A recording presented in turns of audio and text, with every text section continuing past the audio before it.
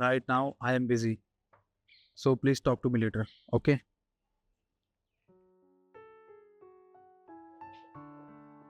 Madam आप नमस्ते। नमस्ते। ये अभी तुम फोन पे किसी से इंग्लिश में बात कर रहे थे, उसका मतलब जानते हो? जी मैडम, मुझे इसका मतलब पता है, तभी तो मैं इंग्लिश में बात कर रहा था। तो बताना जरा, क्या मतलब है उसका? मैडम इसका मतलब होता है कि मैं अभी थोड़ा व्यस्त हूँ, मुझसे आप बाद में बात करूँ।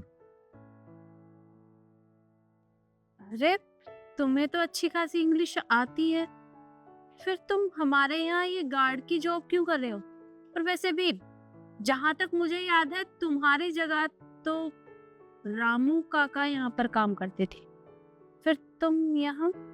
जी मैम साहब, आप बिल्कुल ठीक कह रही हैं।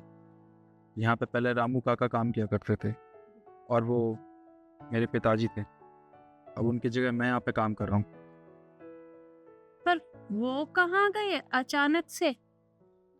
मैम साहब, वो क्या है ना कि मजबूरी इंसान से कुछ भी करवा सकती है। आज से 1 महीने पहले उनकी तबीयत अचानक से ख़राब हो गई थी। डॉक्टर ने उन्हें आराम करने के लिए कहा था, तो वो घर पे आराम कर रहे हैं। उनसे चला भी नहीं जाता, ना वो बात कर पाते हैं। उनकी जगह मैं यहाँ पे आया हूँ काम करने के लिए। अरे, पर तुम तो अच्छे खासे पढ़े लिखे हो, तो तुम्हें यहाँ उनकी जगह गार्ड की नौकरी करने की जरूरत नहीं है। तुम अगर चाहते तो किसी अच्छी कंपनी में जॉब कर सकते थे। मैम साहब, ऐसा नहीं है कि मैंने जॉब नहीं की। मैं सॉफ्टवेयर इंजीनियर रह चुका हूँ। मैंने बीटेक किया हुआ है। पर क्या करें मैम साहब, मेरी किस्मत ही ऐसी है। मैं एक एमएनसी कंपनी में सॉफ्टवेयर इंजीनियर की जॉब करता था और मुझे अच्छे खासे पैसे भी मिल रहे थे। अभी जॉब लगे हुए 4 से 6 महीने हुए ही थे, इतने में कंपनी ने अपने कई सारे एम्प्लॉयज़ को बाहर निकाल दिया, वो भी बिना वजह बताए, बिना नोटिस दिए। उन एम्प्लॉयज़ में से मैं भी एक था। मैं क्या करता, मेरे पास तो सेविंग्स भी नहीं थी। माँ का भी इलाज चल रहा है, उनके इलाज में भी पैसे चले जाते हैं। छोटी बहन है, उसकी पढ़ाई में भी खर्चा हो जाता है। मैंने कुछ भी सेविंग नहीं की थी। इसी बीच मेरे पिताजी की तबीयत ख़राब हो गई। डॉक्टर ने उन्हें आराम करने के लिए भी कहा था। अब मैं उनसे तो काम करवा नहीं सकता था ना, क्योंकि वो पहले ही बहुत काम कर चुके हैं हमारे लिए। तो बस मैंने उनको घर बैठा दिया, आराम करवा। तो बस मैंने उनको घर पे आराम करने के लिए कहा। उनकी जगह मैं यहाँ पे आ रहा हूँ। मेम साहब, मैंने नौकरी तलाश करने की बहुत कोशिश की, पर मुझे काम ही नहीं मिला।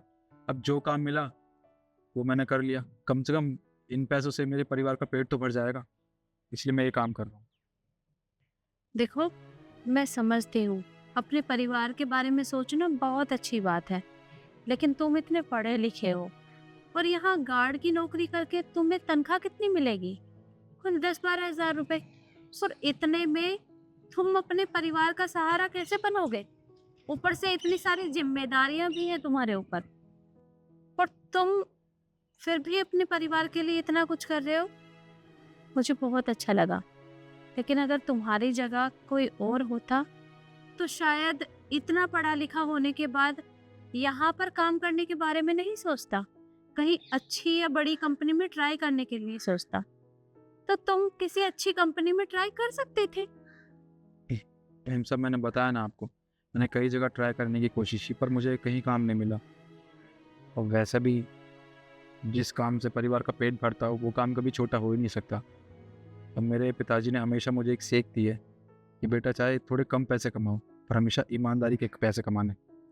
और मेरे पिताजी ने मुझे एक सीख दी है, बेटा चाहे कम पैसे कमाओ, पर हमेशा ईमानदारी के पैसे कमाने चाहिए।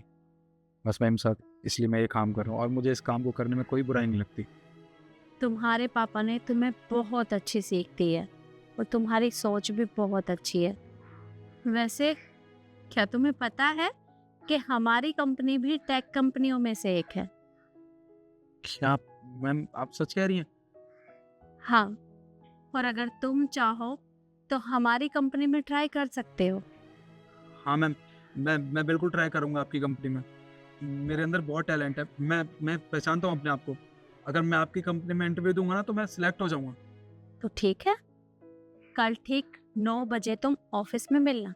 मैं खुद तुम्हारा इंटरव्यू लूंगी, और अगर मुझे लगेगा कि तुम हमारी कंपनी में काम करने के लायक हो तो मैं तुम्हें जॉब जरूर दूंगी। जी ma'am, thank you so much. It's okay. वैसे क्या नाम है तुम्हारा? निखिल निखिल शर्मा। निखिल शर्मा। ठीक है, तो कल सुबह ऑफिस में मिलते हैं। जी मैम। Okay bye. मुझे थोड़ा काम है तो मुझे जाना पड़ेगा। चलो शिखा।